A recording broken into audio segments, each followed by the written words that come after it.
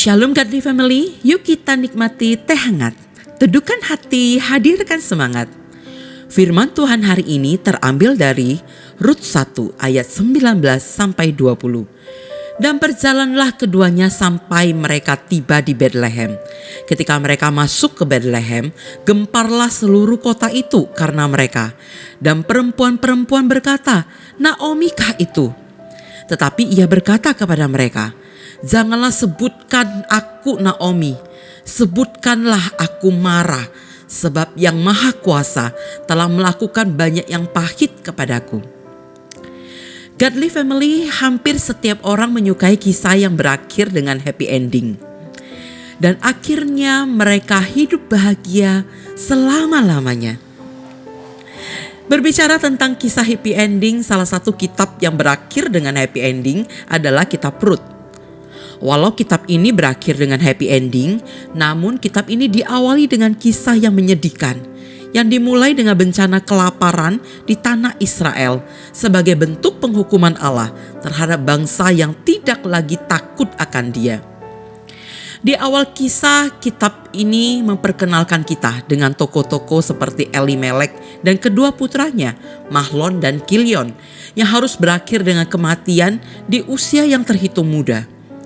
Kegelapan hidup yang menyelimuti keluarga ini, meninggalnya anak dan suami, tidak ada garis keturunan, membuat Naomi, mertua Rut, sampai-sampai mengubah namanya menjadi Mara, yang artinya pahit.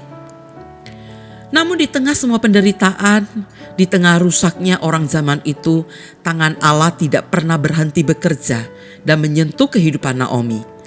Dalam penderitaan bertubi-tubi, Naomi belajar tentang kasih setia dan pemeliharaan Tuhan. Allah yang penuh kasih setia dan memeliharanya mempersiapkan Rut untuk menemaninya di tengah kesendirian dan perasaan kesepian. Tidaklah mudah bagi seorang Moab seperti Rut untuk beralih iman pada Allah Israel.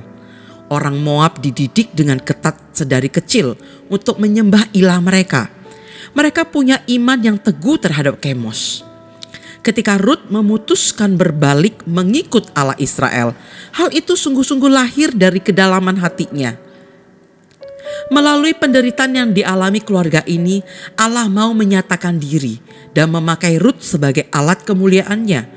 Bukan hanya bagi keluarga Naomi, tapi bagi seluruh dunia melalui kelahiran Sang Mesias, Yesus Kristus, dari keturunan Rut.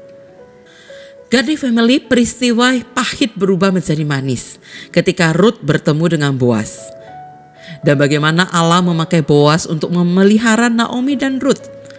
Boaz menolong dan melindungi Rut dengan mengizinkannya memungut jelai di ladang.